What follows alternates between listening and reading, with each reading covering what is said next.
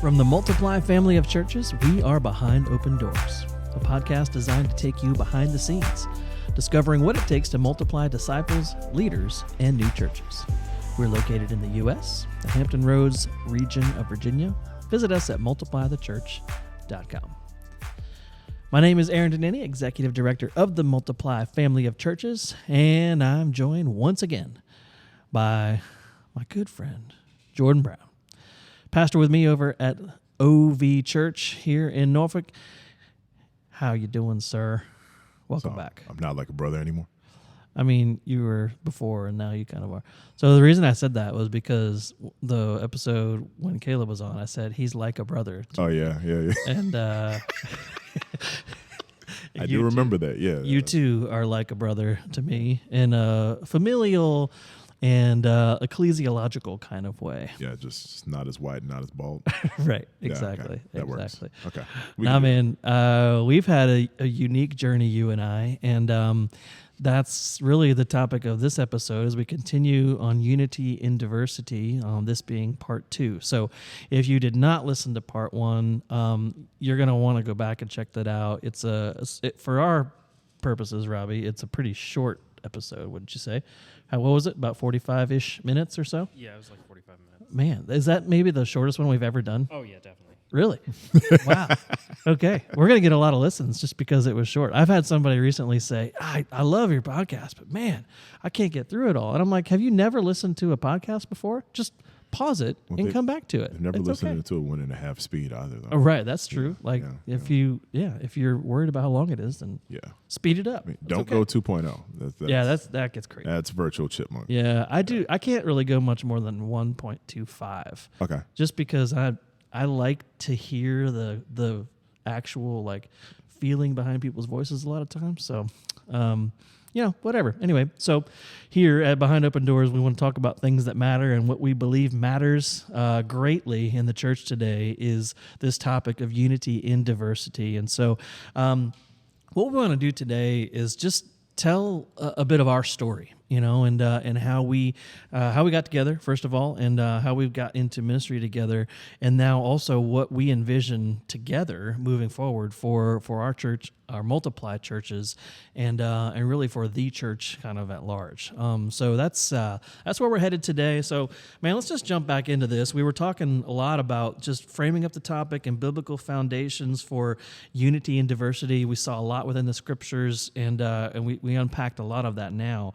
But man, now let's get to our story, man. And so I'll just kind of tee up very quickly, sort of a little bit of a timeline here for people to have in their own heads, and then we'll kind of go back and forth from there. Okay, sound good? Cool, man. All right. Sounds good. Bro. So I became the pastor of OV Church in 2012, fall of 2012, and in that time, the first few years, 4+ years or so, we focused a lot on theology. We really just got really down and dirty with what does it mean to be a theological church, because I felt that we were kind of light in that area for a long time.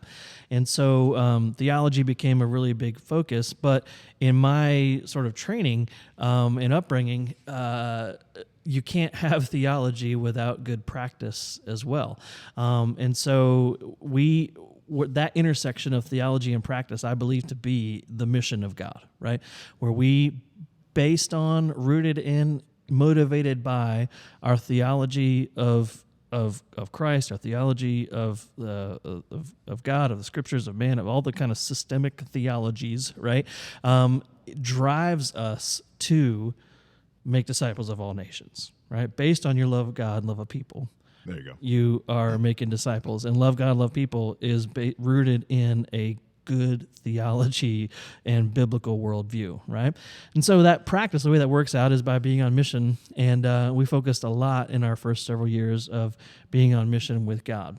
And so talk to me a little bit on your side, like kind of, we'll just say, I'm going to throw this date out there, and I'll explain why in a minute, but kind of pre-2016 Okay. for you, obviously you came up from a different background, different perspective. Give us a little bit of a picture of that for you and what that looks like or looked like for you in your own life. Oh man. All right, let me see how I can compress this. That'd be the easiest thing.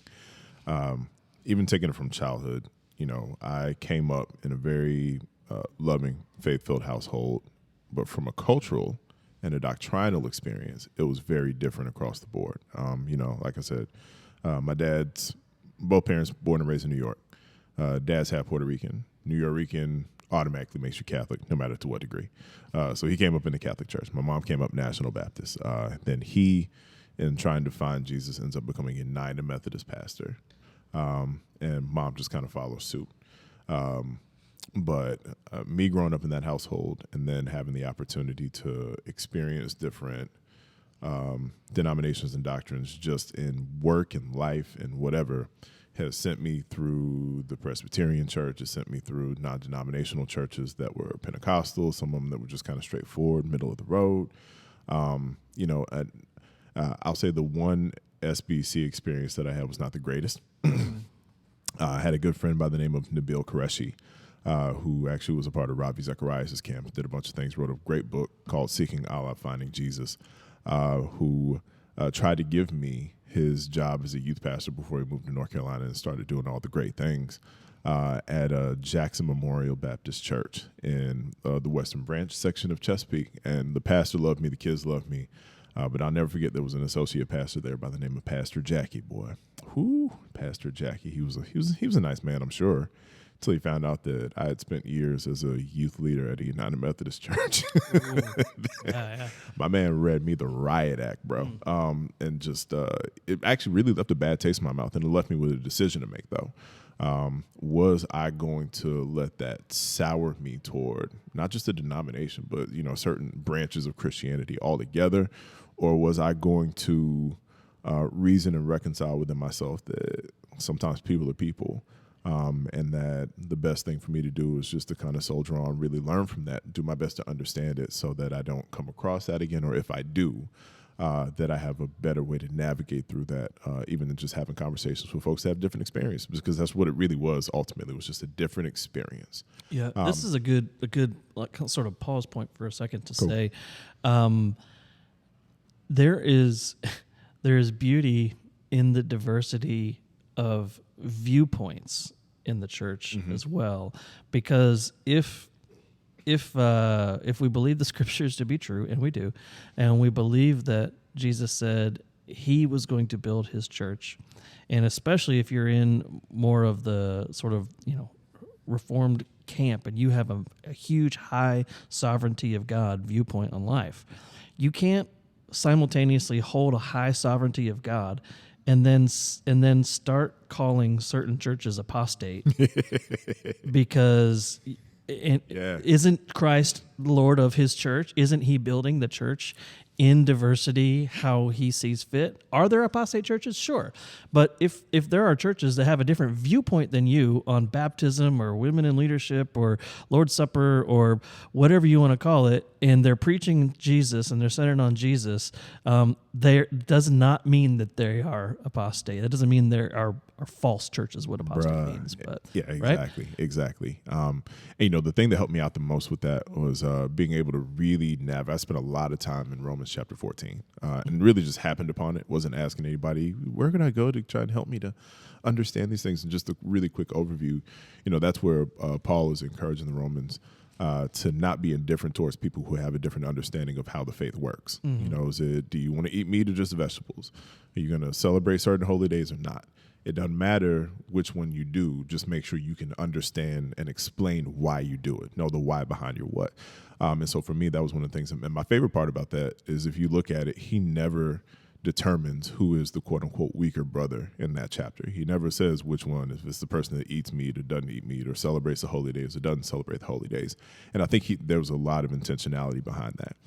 He didn't want people to draw certain conclusions based off of his words. He still wants them to be able to think critically, which is something that I think some Christians really don't do well in the body right now, and to determine for themselves why they would do certain things or keep a certain view on certain things and not judge other people for not doing the same thing. Yeah. So thankfully, that was one of the things that helped me to kind of get to the point. And I'll just give a 30-second cap of the rest of the experience, which for me was great. It was the next 10 years after that was going to seminary, being in a church body where I was allowed a lot of leadership, but not pastoral leadership. Which I'm very grateful for now, because I don't think I would really want to be in that environment now as a pastor, seeing and learning the things that I've learned and known. And then just being obedient to Christ and saying yes to opportunities that I might have not even thought were made for me, feeling inadequate, feeling like I wasn't potentially going to be enough, but letting God shape and develop and mold me, and understanding that he's using people to do so. And so the last 3 years specifically, which I will not really touch because I know you said come to 2016, but just the understanding of how those shaped the expedition of everything that's happened in the last 3 years to get me to this space.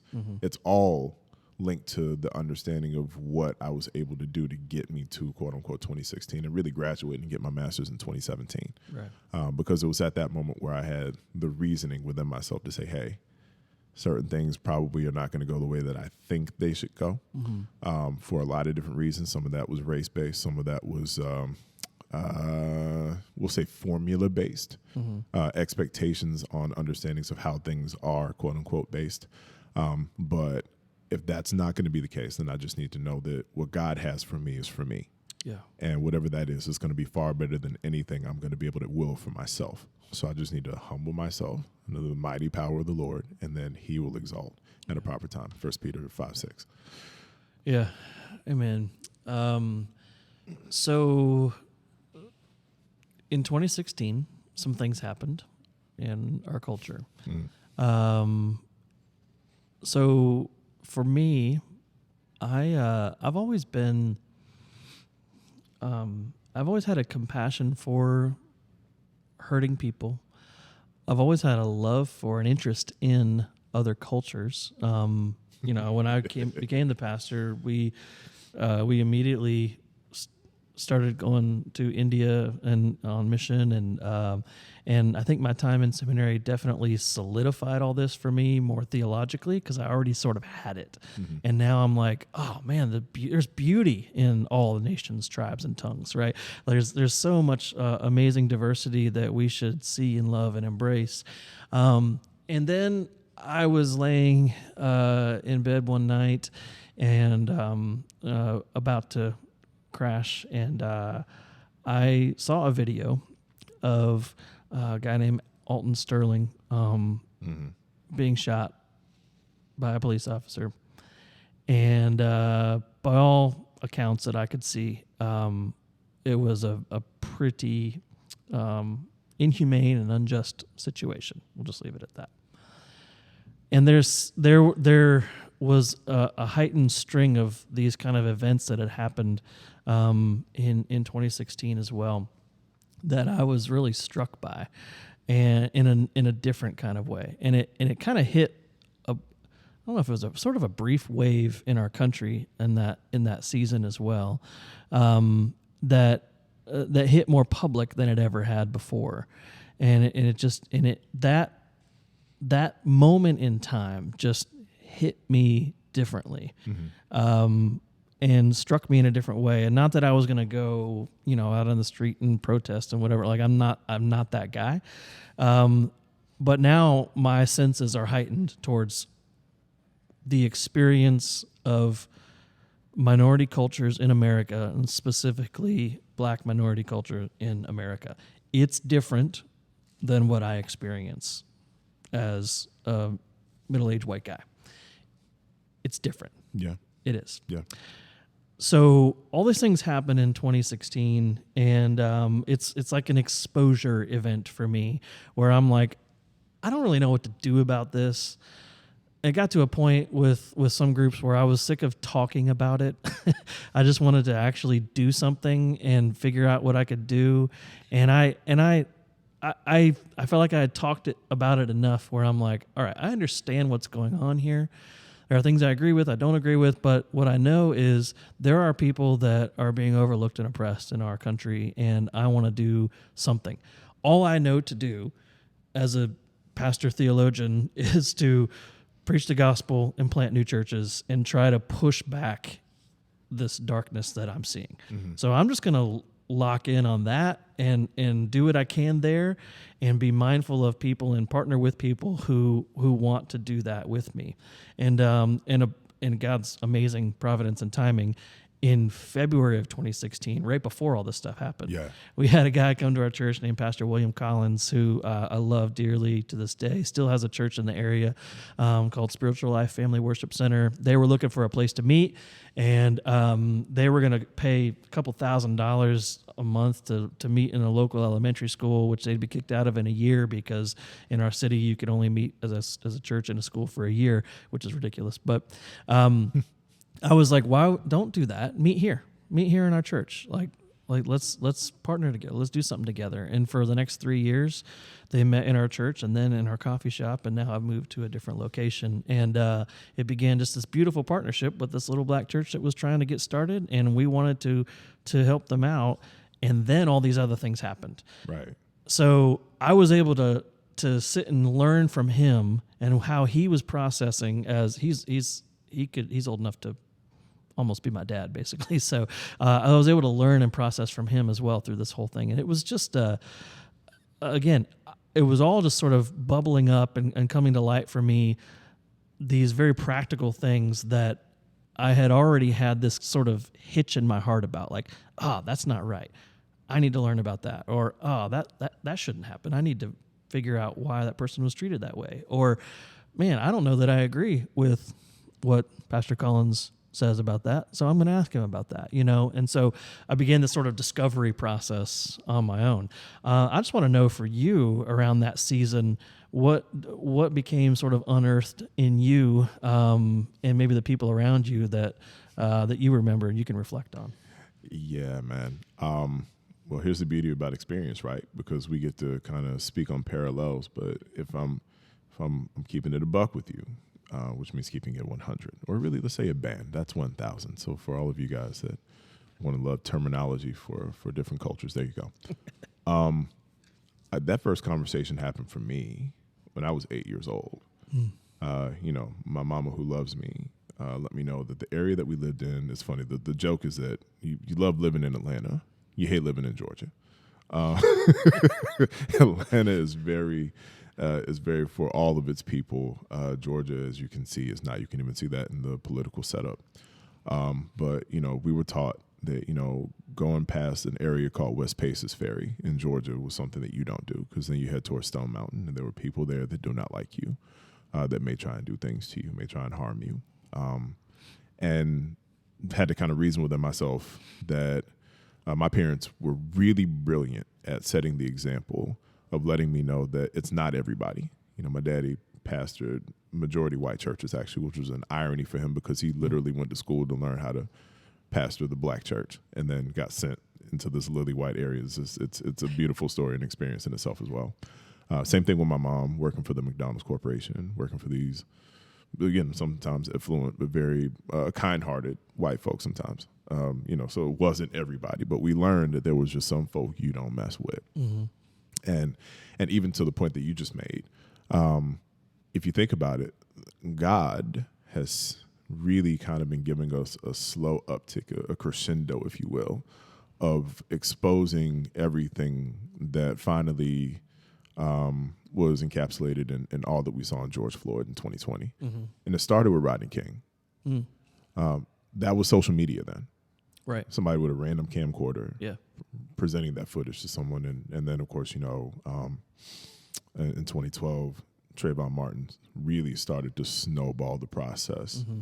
and people were still trying to look away from it, but it was there, and then it upticked again with 2016 was the real, obviously, because there was that one. There was Freddie Gray. Also on the other side, remember, there were the Dallas police officers. Mm-hmm.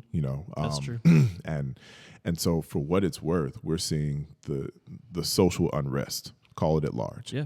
Was on its way. But during that time specifically, I just remember too kind of seeing how life played out after 2016, which we'll talk about in a second. But I just remember seeing that even as early as 2010, which is the earliest I was on Facebook, I'll put it that way.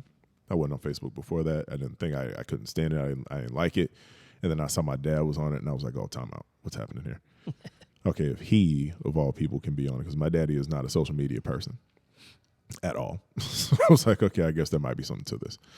But I just remember, now you can go back and see your memories and stuff. Mm-hmm. And I just remember seeing that in 2010, I'm already posting about things that folks were not really happy about, as far as race is concerned and the things of that nature. But I'm not bashing anybody. I'm really speaking truth to power, which is the thing that you learn from King, and even some of the stuff that you learn from Muhammad Ali, or even from Malcolm X. And a lot of the folks that I learned from coming up, different champions of not just the faith, but just champions of actual righteousness and social action, or whatever the case may be. I just got to a point where I reasoned within myself that this is never going to be popular. Don't even, there can be progress.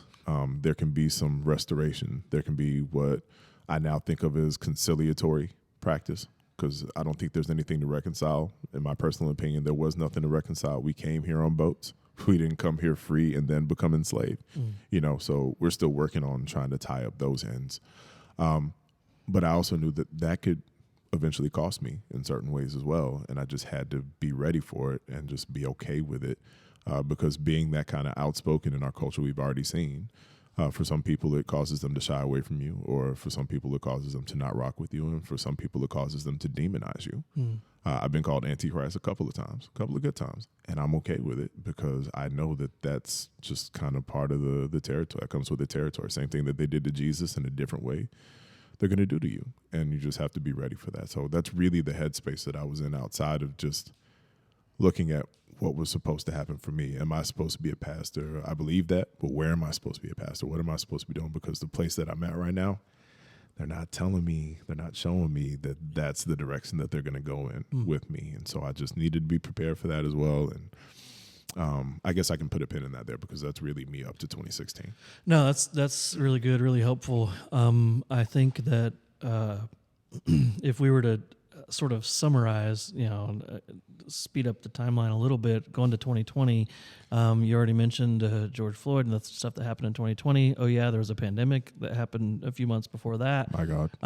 I went on sabbatical, and then George Floyd happened. And so, it was, I was gone. I was headed, by the way, just personally, I was in this ministry burnout phase, and I needed some healing and rest.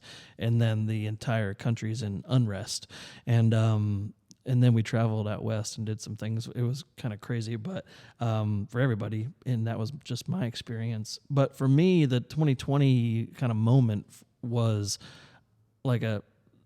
almost like sovereignly the Lord just saying, hey, don't forget about this. At least for me, that was my vantage point. Hey, I told you about this in 2016. You've been fighting, you've been doing a good job, but here, don't forget, this is still going on. And these are still issues that need to be addressed. And so, that was really the reminder, I guess, for me in the 2020 timeframe, because when I came back, I wasn't well. I still had some healing to do, and then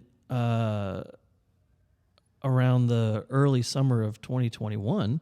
I get an invitation to go and have lunch with a guy that I've never met before, named Jordan Brown, and we got connected at that point. So I don't want to skip over your ability to speak to anything in 2020 if you want to address anything there, but go ahead if you want to do that. Yeah. Well, the funny thing about that is, and I know we talked about this a little bit yesterday, and so it'll be worth the unpack, and maybe we take this a little further and stretch it out down the road. But one of the things that I think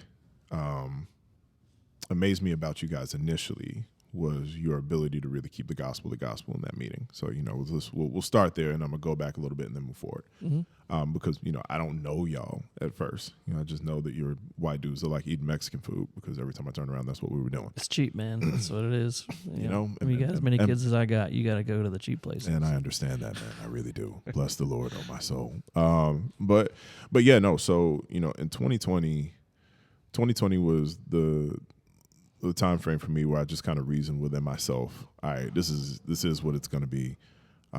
There seems to be some progress. There's some hope. There's some things on the horizon.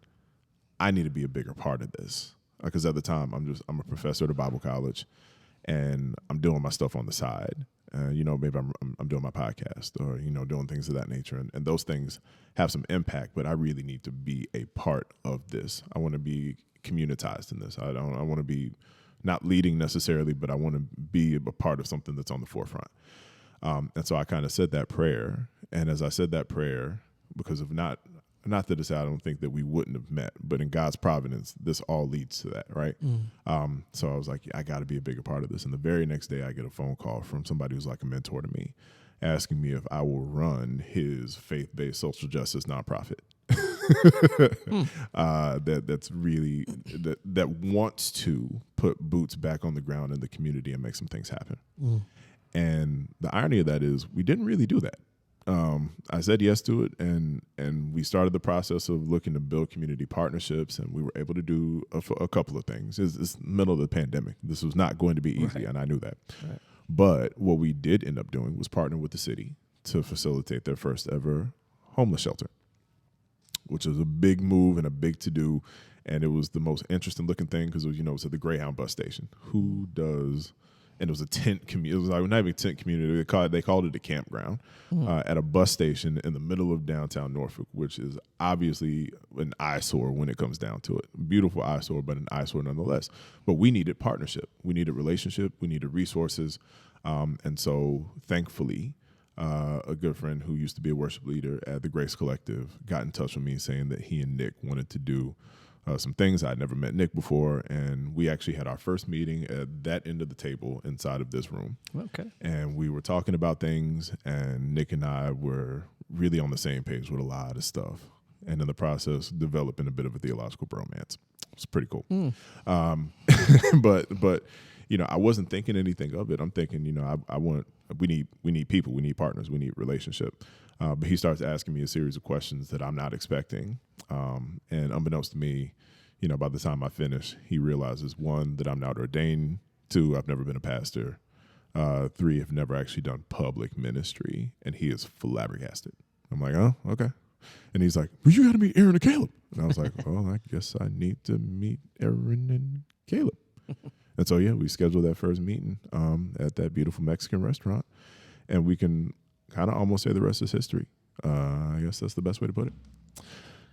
Yeah, for sure. I mean, it began the sort of I guess the beginning of a new sort of action era, as it were, in at least in my ministry, and I would say in the life of our church as well. Good friend of ours who's still on staff with Multiply doing some theological research. His name's Brad Odell, was leaving to move out to a new place with his wife in Indiana, and we had a gap in staff, and we were ready to fill that gap pretty quickly. So when we met, we were originally talking church planting. You were thinking about this, and not sure what direction you want to go. And I laid out some different pathways, like, hey, we could do church plant, or you could come and hang out with me for a couple years, and we'll decide what we want to do at some point down the road. Then me and my wife had dinner with you and your wife, and we began to say, you know what, this whole like coming on board, staff together, let's do this. Let's learn from each other. In the meantime, I've always had this desire to sort of more fully integrate our church, as it were, in the way of ethnic diversity. Now, we've talked about the previous episode. We just talked about all the different types of diversity that you can have in a culture, in a society, and specifically in a church. And what we're now saying is, no, we want to pursue with intentionality an ethnic diversity within our church. How are we going to do that? Well, a guy that's passionate about that wants to come on staff, and he looks different than I do. So we should try to make that happen. And that was sort of the impetus for it. That's how it began. It was, for me, it was more like there was a big cost paid, by the way, back in 2016 and those 4 years. Like, a buddy of ours, Nigel Anderson, came and had some conversations publicly with me in front of the church, and some of those didn't go well with some folks, didn't sit well, and they ended up leaving. And so there was definitely it was not all ponies and rainbows. Probably did some things wrong along the way as well, and I'll accept that. But I ultimately knew that the Lord was leading us, and particularly me, to lead this church to a place of diversity that actually, when you look at the room, looks more like the tribes and nations and tongues that are before the throne of God in Revelation. Exactly. And thank you, because that's a perfect setup, because I was going to go backwards and I figured I was talking too much. I probably just need to go leave it where it was at the time. But this is excellent space. So that's one of the things that I noticed immediately. Like, the first thing I noticed was you guys were really keeping the main thing. I was like, oh, this is refreshing. I haven't seen this before. This actually exists. Wait, the freak. I just was like, okay, sweet. We're there. But what exists? A place and a space where the actual promotion of community for the sake of the gospel and nothing more. So not networks, not join this, give this annual fee and you get discounts to these conferences, or you get stuff. And that's not a shot to anybody who does that. But 9 times out of 10, when I've seen that environment is more so focused on image. It's focused on branding. It's focused on making sure that you know who they are, as opposed to knowing who Jesus is. Okay. And so, it's they're trying, but it's just not working.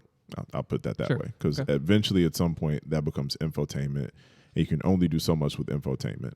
After we jokingly say, after send a parachutes out the sky, you've done everything you can do. It's real talk, but so Affordable Christmas Store 2023, Santa coming out of the sky.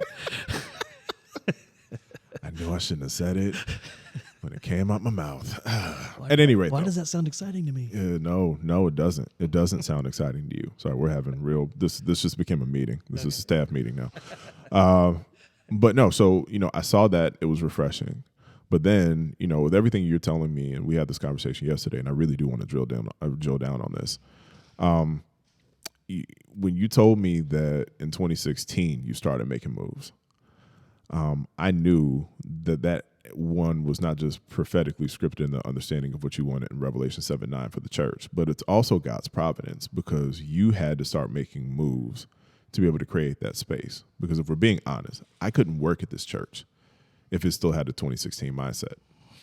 True. There's no way. Not without having huge blowback in some way, shape, form, or fashion. And we know this. So I was thinking about that, and I was thinking about just your journey in it and how I really had to honor that. Not just your heart for what the church is supposed to be and what it needs, but also your willingness to count the cost. And that was the first thing that I thought. You are a cost counter, because to go through that means that you had to lose and lose and lose. You had to lose some people. You had to lose some money. In churches, that's always a huge conversation. You had to lose some time, some patience, and also, really, I said this. I think that this really contributed to a percentage of it. Contributed to ultimately what burned you out at the end of the day. This is because I only say that because I know that that's a big part of our experience. We'll talk about this a little bit later on, I'm sure, but I know of pastors, African American pastors, and now after 2020, especially Caucasian pastors, who are so overwhelmed and filled with compassion fatigue because they tried and tried and tried, and they thought they were doing the right thing, and then it wasn't working, and they just get so frustrated because they don't see the light at the end of the tunnel that they just say forget it, and they throw their hands up and they walk out of it. But you endured and got yourself to a point where you were able to say bye to certain people, to say bye to certain schools of thought and methods that were happening in the church that may not have been ill-intended, but still were going to be detrimental and in some cases toxic. And you had to bear most of that by yourself. This was not a team effort for you. This, you know what I'm saying? Like, you might have had some friends that could help you. You might have had a Nigel. Might have had a Pastor Collins. But, dog, at the end of the day, it was your body, and then it was your body. Feel how I'm saying that? You know what I'm saying? It was the body of Christ that was the church. And then also it was you internalizing and taking on all of that stuff. At some point in time, you were going to give. Yeah. That's the nature of the beast, man. Yeah, man, I appreciate that, just that observation, because I hadn't really thought about that before our last conversation. Like, let me not, by the way, discount the actual team of elders and our boy Eric that was with us the whole time, and of course, and Caleb too before he left for Little Creek. So like, there were people around me. You're right, but I definitely was more of the driver in this, because it's just something that is in me, like it's a passion of mine, and I talked about headed towards burnout in 2020, and I had never thought about this being a contributor towards it. I was just like, oh yeah, in general, I've been in ministry for a very long time, and it started to weigh on me, and I needed a break. But probably 2016 onward was a little bit of an acceleration of that, because of this conversation, because of these difficulties. You said compassion fatigue. I wouldn't have called it that. I don't think you had compassion fatigue. That's because that's what I was. You did 4 years in the game, and if you think about it, in 2020, a lot of pastors did 3 months and said, "Nah, I'm good." Sure. Yeah. You know yeah. Okay. And so the fact that you did that, you took the opportunity to endure, and let me be clear, you're one of maybe 3 pastors in this area that I know legitimately counted the cost to a degree. You know what I'm saying? Or are still counting the cost to a degree. Now, on the back end, we'll talk about this. God is showing up. Right. You know what I'm saying? Right, yeah. You had to, it's 5, 6, 7 years to get to that space. Sure. But he is. Yeah. But that I think the thing that really gave me buy-in above everything wasn't you as an individual, but it was the fact that you understood to the point of being able to sacrifice. Mm-hmm. In a way that a lot of people today aren't willing to sacrifice. And let's be clear, there's an understanding behind why sometimes. You know, I know there are certain pastors, they got people on payroll, they got mouths to feed, and they don't want to disrupt the inflow that can take the food out of their people's mouths. It's great that they care for their folks like that, but then some folks, it ain't about that. It's I mean, we all know what it is. It's pride, ego, and insecurity. Mm-hmm. No matter how you look at it, it's always going to be that. I created this, or I don't think that I'm going to be well enough because I don't know. I haven't learned enough to understand all of these things, and I'm illiterate. And if people see that, then they're going to not want to rock with me, or I'm insecure because, just all of those things, they contribute to something that, from what we're talking about from a unity and diversity standpoint, are always going to be blockages and hindrances. Yeah. Because none of us, I don't know your world well enough to be able to represent it well. You don't know my world well enough to be able to represent it well. But we together can continue to learn from each other and present a front where we're saying, hey, it can't be done alone. We have to do it in lockstep. Yeah. You want to go fast? It was the African proverb. Here we go. Want to go fast, go alone. You want to go far, go together. Yeah. And we are starting the process of what it actually looks like to go far when everybody else continues to go fast, and they can go in spurts, but they're not going to be able to complete a marathon that way. I mean, that's so good, because I was just going to say I experimented with going fast, because I did try to hire a couple other guys years ago. And I just tried to bring them on board, and thankfully the Lord, being sovereign as He is, shut it down. And I got to a point where I was so frustrated that I couldn't find the right person that wanted to do this with me and wanted to make this thing happen and wanted to see unity and diversity truly in the fullest sense. And that's really what we're talking about, right? Mm-hmm. We talked last episode about the different types of diversities that I think that we celebrate and we enjoy at a lot of our non-multi-ethnic churches, but a full expression of unity and diversity includes ethnicity as well. And I wanted that so bad for so long. Tried my own ways of, bringing people in, possibly trying to hire some, and it just didn't work. I got to a point where I kind of threw my hands up, and I'm like, you know what? I'm glad this pandemic's here because now I can just chill and not have to worry about it, And that's kind of what happened. And God then said, "Hold my Yeah, beer," right, put yeah. the whole world on pause and made us all Exactly. watch a video that nobody ever wants to watch. right, Yeah, and then then you came along through His providence as well, and in His timing, which has been the beautiful part of this. So after that Mexican lunch, we decided let's try this thing out. Let's get together, and we dapped each other up in October of 21 on the stage, and I need to get that picture and hang it up somewhere. Like that to me was a powerful moment because for us, you were the first minority pastor in our church in 100+ years of existence, in a city that is quite diverse. That is a pretty big statement, right? And that is a pretty big moment, and it has been for us. And it wasn't just for the sake of the moment, because now we're starting to see that the tide is changing, as it were, and and it's beginning to look a whole lot different than it used to. So let's maybe pull back some layers on this and talk a little bit about that. Like, what if we're trying to help other churches and other pastors maybe other leaders think through some of these things as well. We might say, yes, go after generational diversity, socioeconomic diversity, education diversity, personality and experience diversity. And in order to go after multi-ethnic diversity, there's some things that you need to sort of be aware of and focus on. So what are some of those things as we pull back the layers here? Oh boy. All right.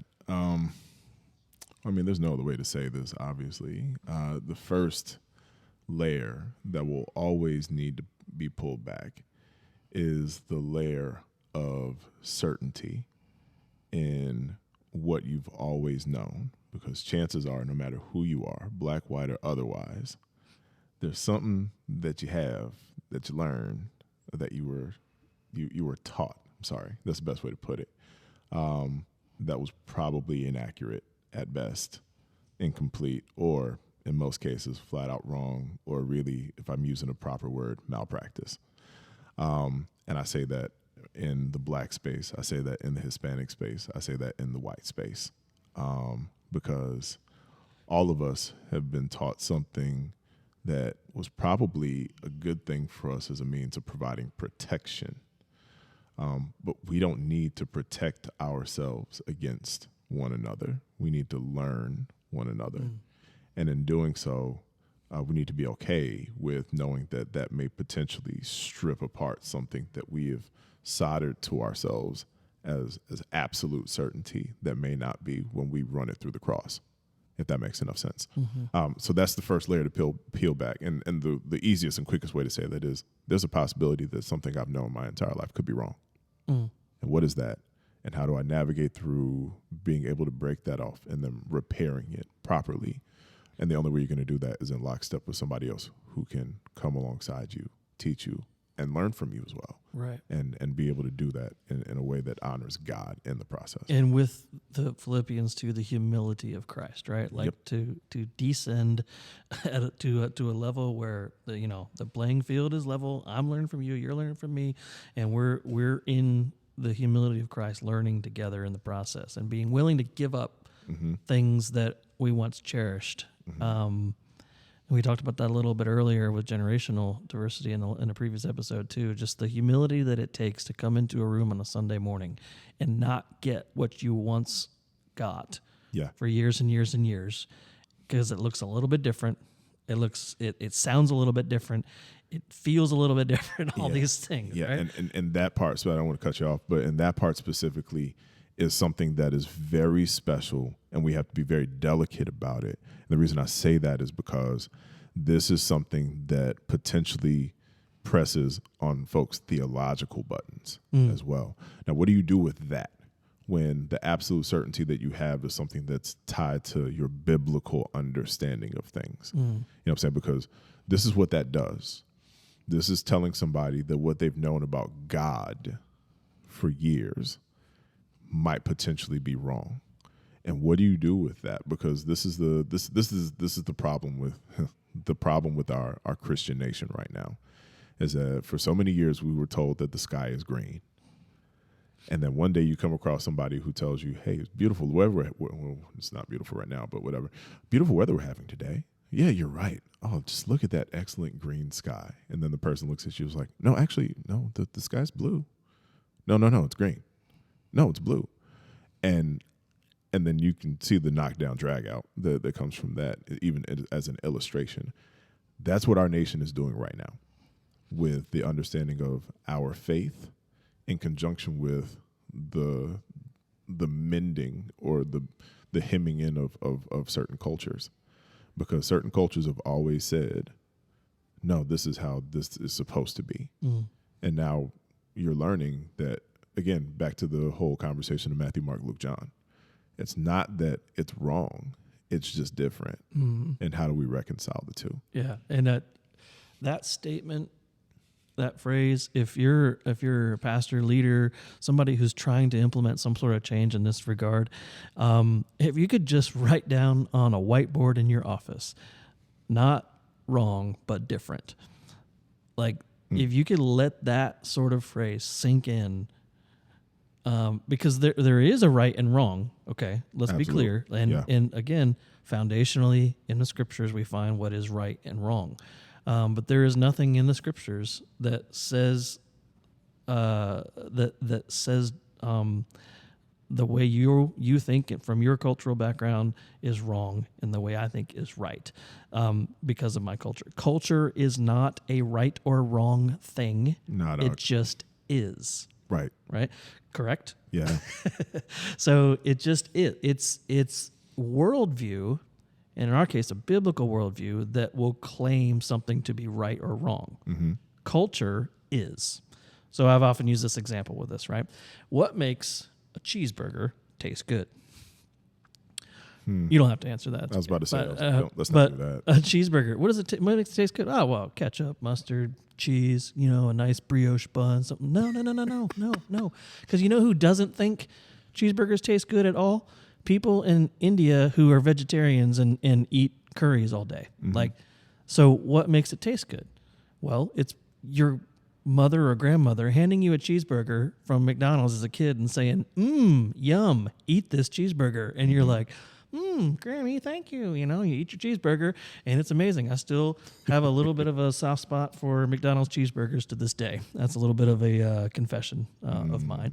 But the reason a cheeseburger tastes good is because culturally we eat cheeseburgers and people like them. Now, maybe you don't, and that's fine. Use another example. No, I do. The Bible says, taste and see that the Lord is good. And that representation takes on a very carnal nation and a gastric nation. There you go. Gastric manifestation. Glory to God.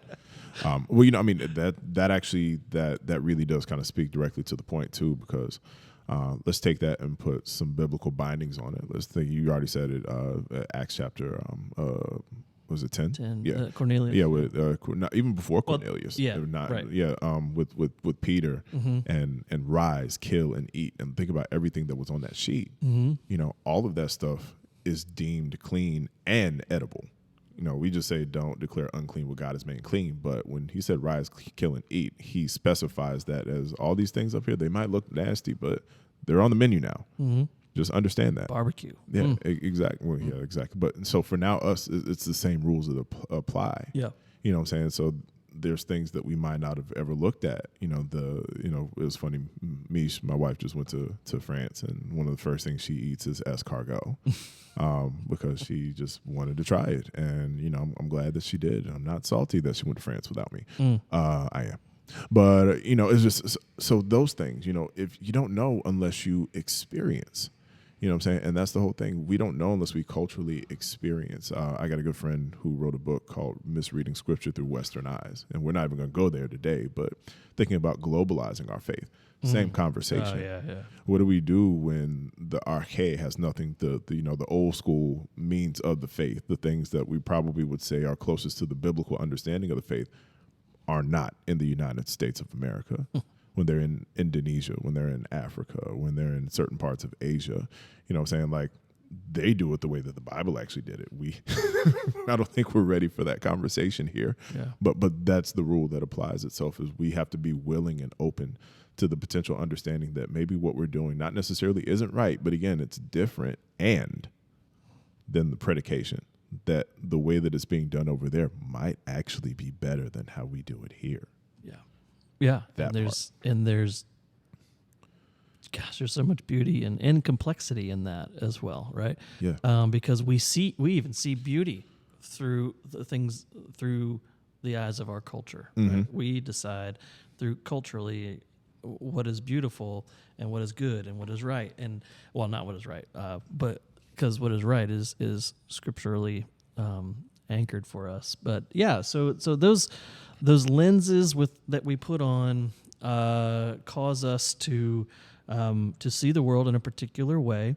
Now, we would say as Christians, make sure the gospel lens is on first, and then you understand what other lenses you're going to put on, right, to get to the next step. And that was good, because for me, that's what it was when I finally got here.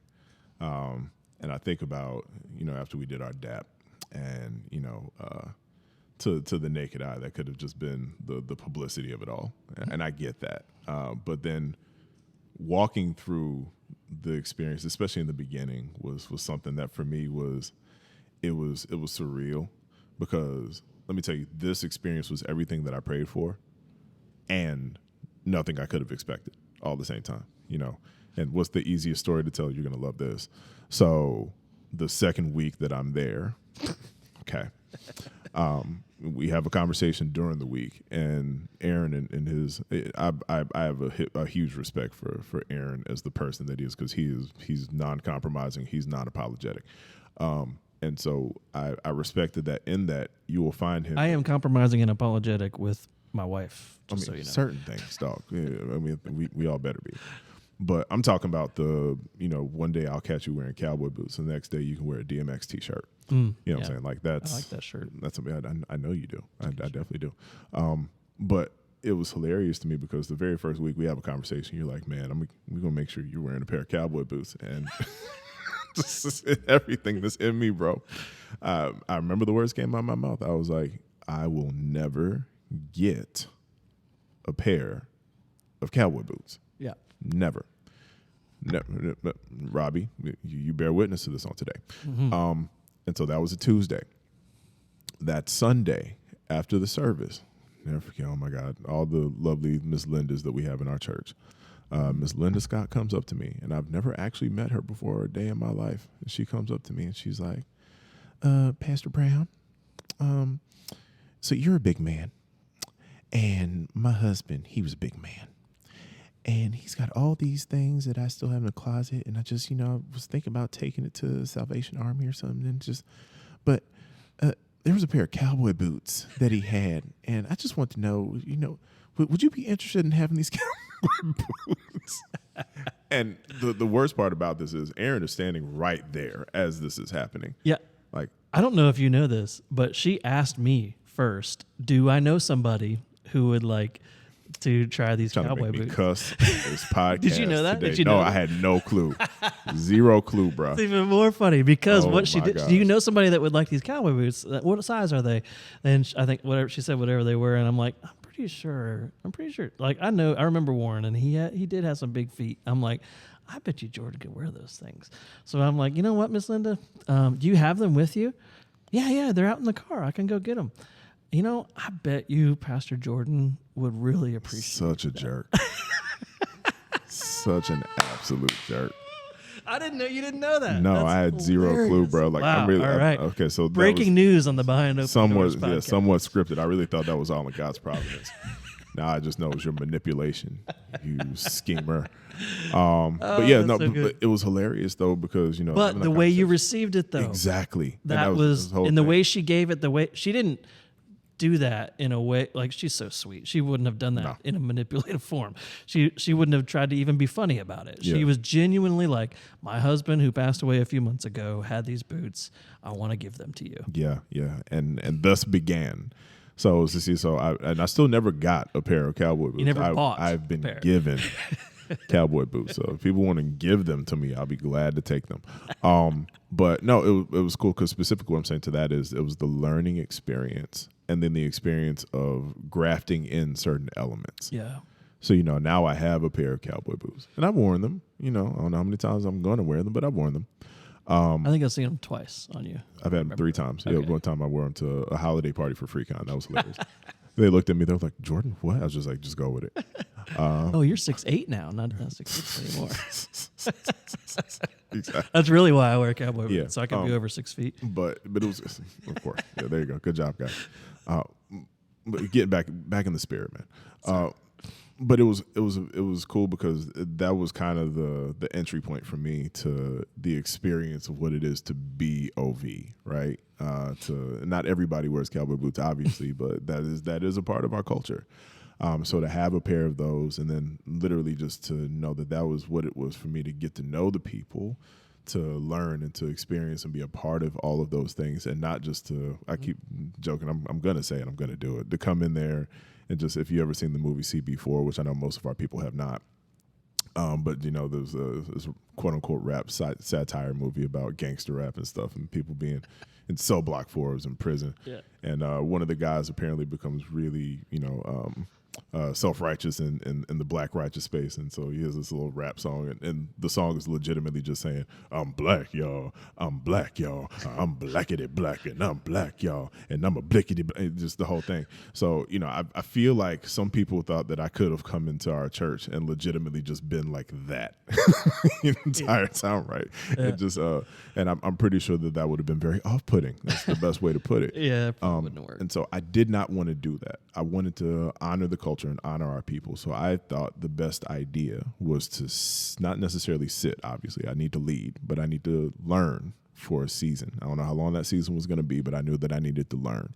And so I needed to not inject my own understanding of culture and experience and who I was, not fully anyway, but I needed to really be honoring and saying, hey, I understand and I respect this space. I want to know it as best as possible. And as we break bread, I will continue to share bits and pieces of my life. But I do not want to sit up here and be overbearing with my experience that I love and that I'm proud of. I know my identity and I'm not going to compromise it. But at the same time, I do want to graft in and be ingratiated by the experiences of what I actually get here as well. And may we become one in that. And may we have unity in diversity in that. So that was my mindset. And I know it didn't mean that it was easy every time, all the time. It didn't mean that, them cowboy boots hurt a little bit. And I think that's a good. Gotta wear them in, man. The man owned them for I don't know how long. They better be worn in already, dog. Not to your feet. They mold. Along the way, so. Okay. Well, that's going to be 10 years before they fully fit. But yeah, I get it. I don't know.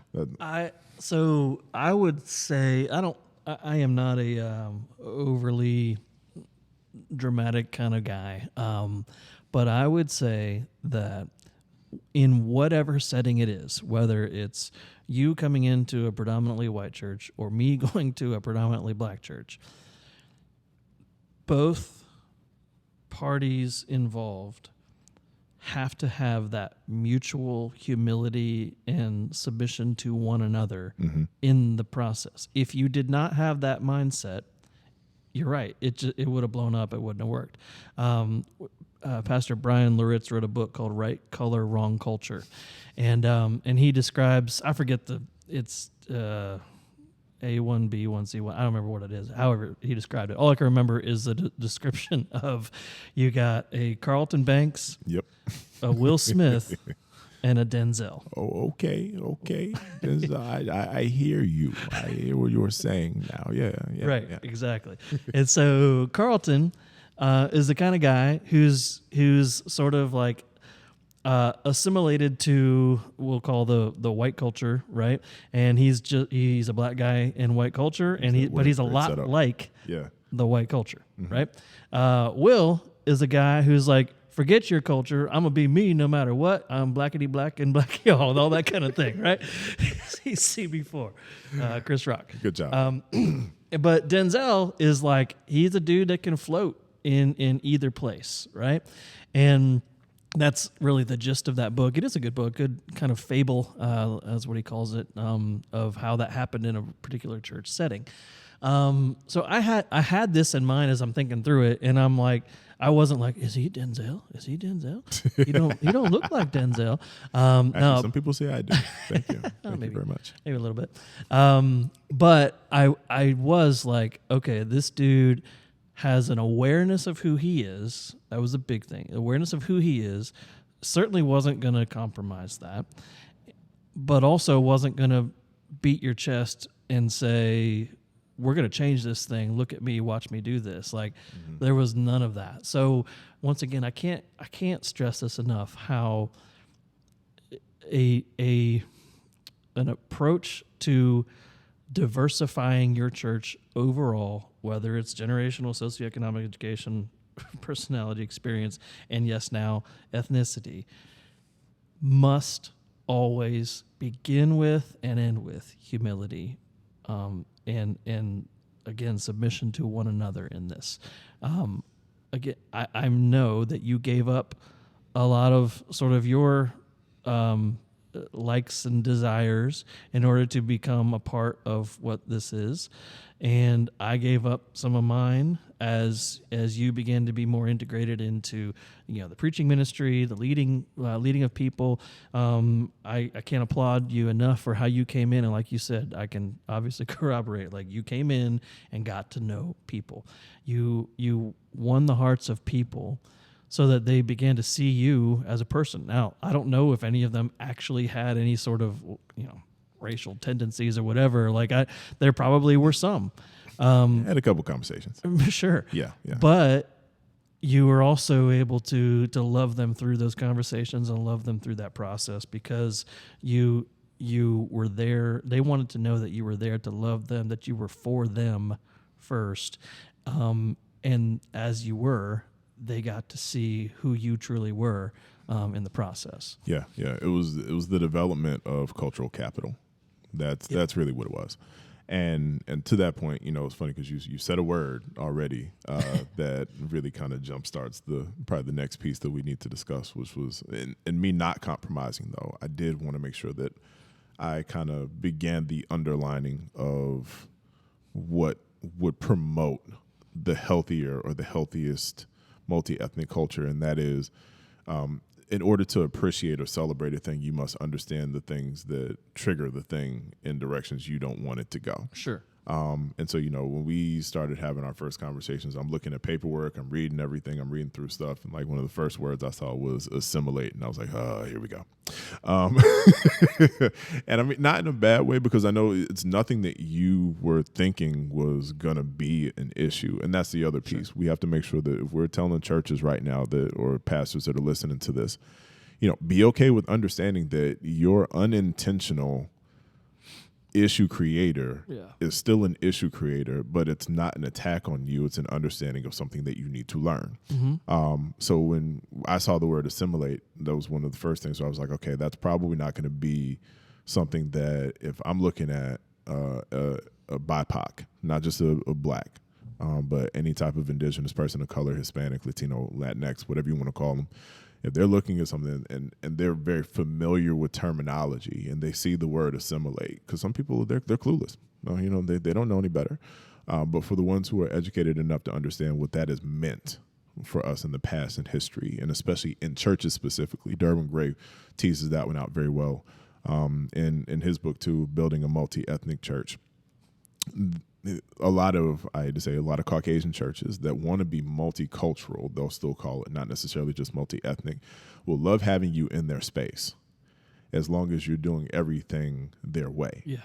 And that's one of the things I love about us too. We've been teasing out what really celebrating stuff looks like in practice, or in praxis with our preaching, our worship, Yeah. with how we're doing certain things in the culture. You know what I'm saying? Like I told him, like every Sunday, you don't know what to expect. We can be country fried in our music, or we can be gospelized, or we can be contemporary Christian, or we can be, and so it's a place where we get to celebrate all of those things. But in assimilation, a lot of folks, the expectation will be, no, fall in line. It can only be this kind of music. It can only be this type of leadership. It can only be this type of worship, or even just appreciate the fact that we are leading you, and you'll never really have a chance at leading in this place. Yeah.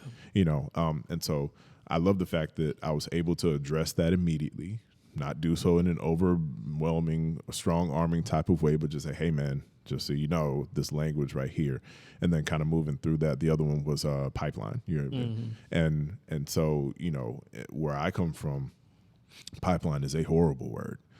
Because the expectation for youth is that there's something called the school to prison pipeline, and there are multiple pipelines outside of that one, but that's the main one, especially in our area. Norfolk in 23504 is a zip code where the understanding is, if you can't read past a third grade level, or read on a third grade level around the third grade, they expect you to be in prison by the time that you turn 17, 18 years old. And so we're doing everything we can to thwart those efforts.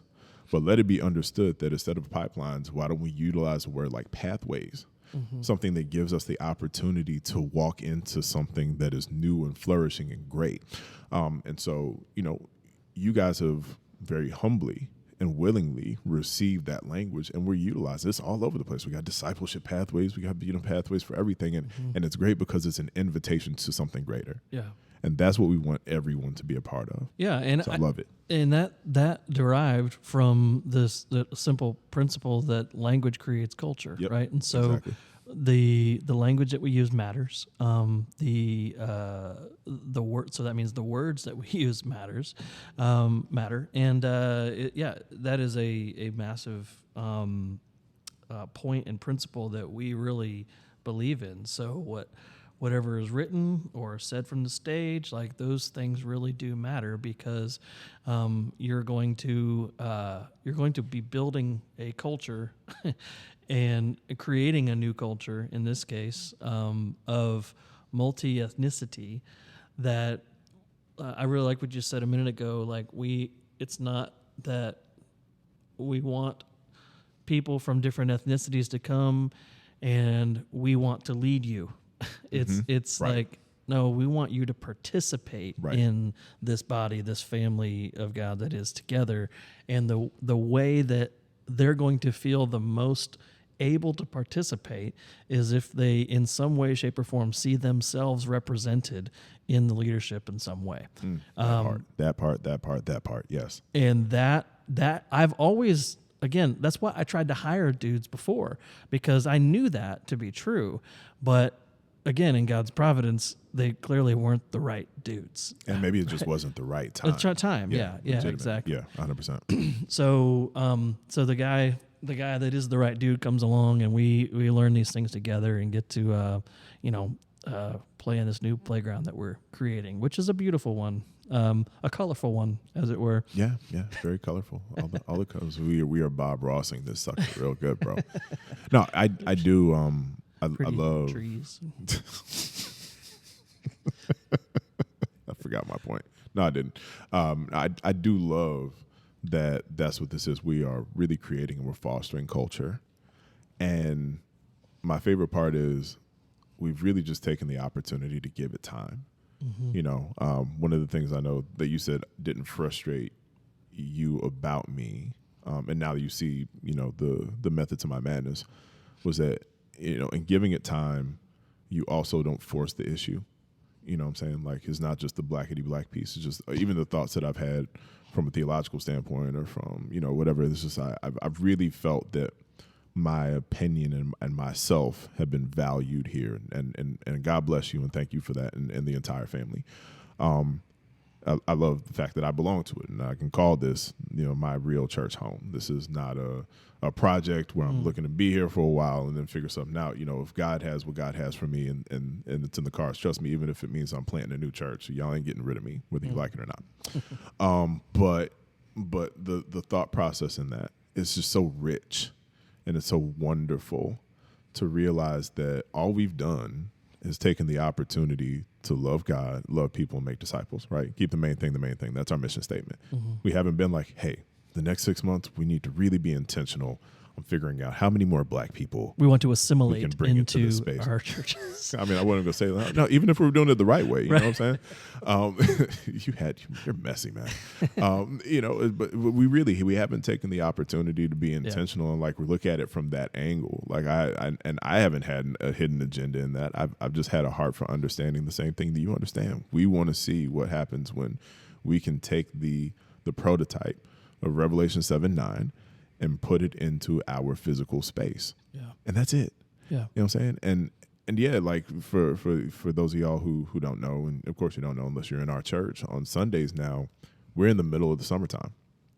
This is a time where everybody's going on vacation and doing their stuff, or, taking a beach day, or, whatever you beautiful Caucasian people do. And even our black folks, you know what I'm saying? Like, family vacations, family reunions, cookouts. And so this is a time where you usually see a retract in like attendance and stuff on Sundays. And to be honest with you, at the beginning of June, it kind of looked like we were heading in that direction as well. But the last 3-4 weeks, we have seen an uptick like nothing I've ever seen inside of a church, because I've never been a part of an experience that wasn't either already there or on the back end. Right. You know what I'm saying? Where they've seen some type of deterioration for whatever reason. And it is a blessing to my heart. Yeah. To see that and to know that it was not with some type of quantitative intentionality. We don't use the term KPI at our church. God bless it. Because Key performance indicator. Thank you. Yeah, because I was going to say what it was, but thank you for filling it. But because there's no business mindset about this. It is legitimately just the heart set of understanding that the gospel is attractive. And if you do what you're supposed to do, which is the commandments and the commission, it will take care of itself. Yeah. Period. The end. Now, let me also, you're right. It is an organized, organic way that we are approaching this. And so, but because let's be real. There are business portions. We're not overlooking all that. No, admin is necessary. Yeah. And right, exactly. And so, because you want to organize things so that they are efficient for people to operate in. My bad to Pentecostalize it. No, it's fine. It's fine. No, it's good. This is why we work together well. Right. No, in all seriousness, like I've heard people say, well, the body of Christ is a body. It's an organism. True. But there are systems in an organism, right? Mm-hmm. There are circulatory systems. There are respiratory systems. Yeah. There are muscular, digestive systems. All this different stuff, right? Like we need all the systems within the organism for it to run properly. And so there is a piece of that. But you're right.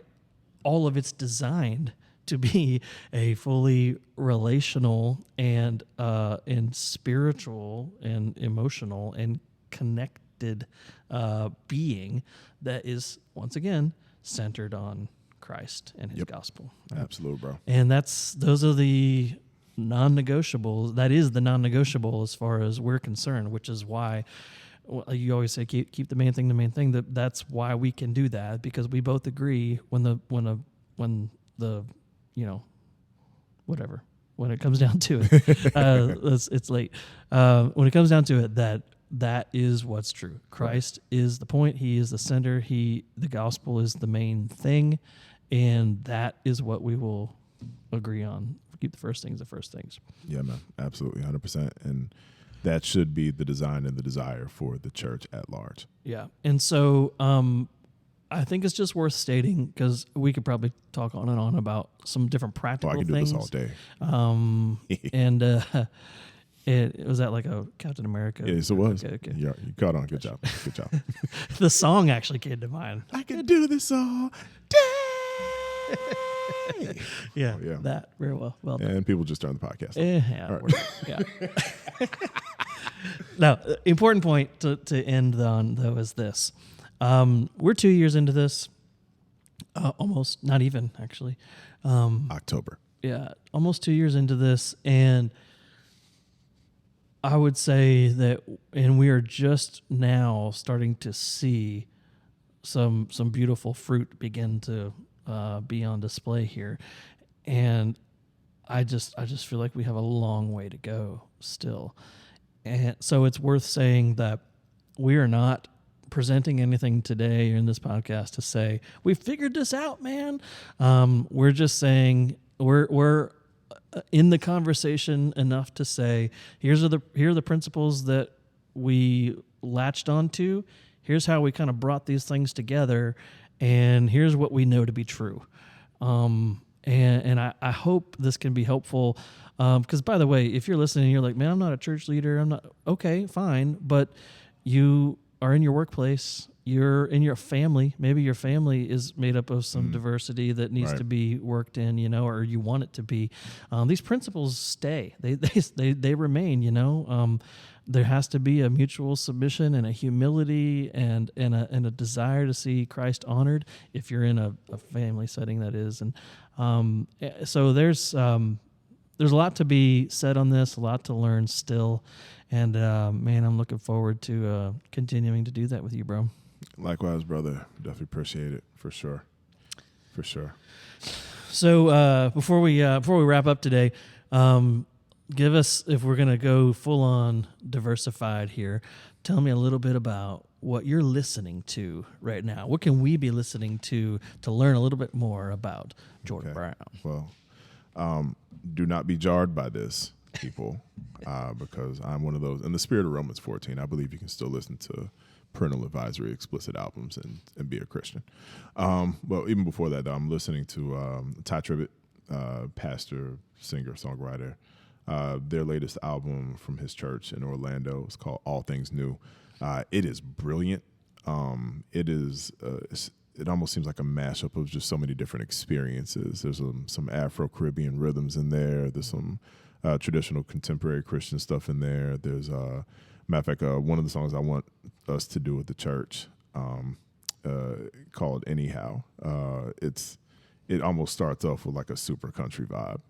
Like I think I played the beginning of it for you like a week or so ago. But no, of course it glorifies and honors God in so many different ways. I just love that album. But also the album Michael from Killer Mike. Clearly not gospel. It's I'm a down south Georgia boy, and so I love my down south Georgia music. And so when I knew he was coming out with something, I was like, no, I'm gonna rock that, and I'm not disappointed. Even has a special cameo from Andre 3000 himself, and that verse is fire. Oh God, it's so much That's fire. my dude right man, it's there. like in his 40s, 50s doing this stuff still, man. Like. Whatever. I mean, never mind, because Jay-Z's like 55 and still coming out with albums, so never mind. Yeah. And then I've been really intentional about trying to enhance my prayer life, and I'm one of those people that believes that sometimes music can do that, and there are certain albums that legitimately are just for those purposes. And so there's a cat named William Augusto, and he makes. This is the 13th volume, so I didn't know about the first. Wow. 11 or 12 years. Just a like. But it's called Soaking in His Presence, basically. And I kid you not, bruh, the songs are like an hour long, and there's like 13 songs. So if you're one of those folks who really likes to be on your face and just literally just kind of recline and relax in God, that type of prayer life where you don't even have to say words, you can really just kind of be with Him. There's just 6 different phases of prayer according to a couple of people. And I do believe in them. Intercessory prayer, prayer of thanksgiving, prayer of lament, all of those things. But then there's the relax and recline in God and just be with Jesus, like John was laying in his bosom type vibe. You know what I'm saying? So that's all this music is. No words, no nothing. Just, you could actually probably get a massage to it and just still in the body. So, I know it's all over the place, but really those are my 3 in the moment.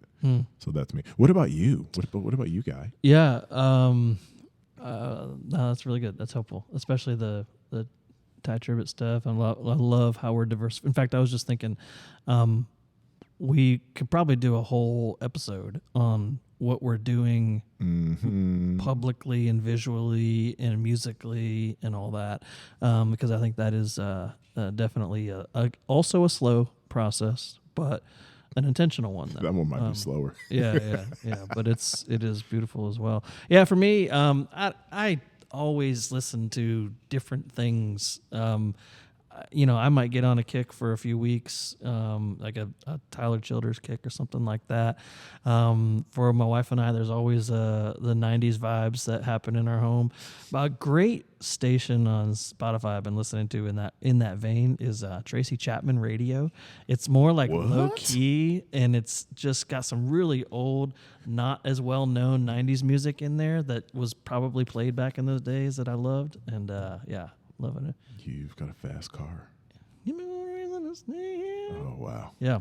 So Maybe good. that part too. Yeah. Anyway, so that's where I'm at on the musical front. And I listened to a Snoop Dogg podcast that got me back onto some stuff from back in the day on him. But that was it was fun. Can't wait to rock that. Yeah. Thank you for telling me about that. Yeah. I'm kind of hype on that. Yeah, it is really good.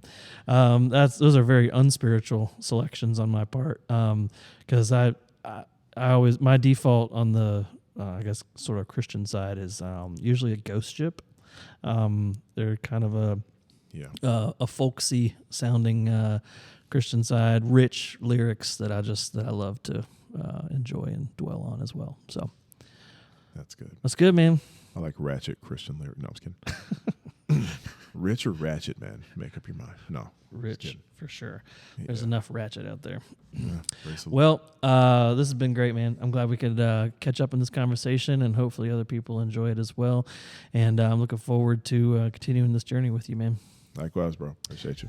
You've been listening to the Behind Open Doors podcast, where we take you behind the scenes, discovering what it takes to multiply disciples, leaders, and new churches. Pod. Let the word dwell richly in you, and may God multiply your efforts for the kingdom.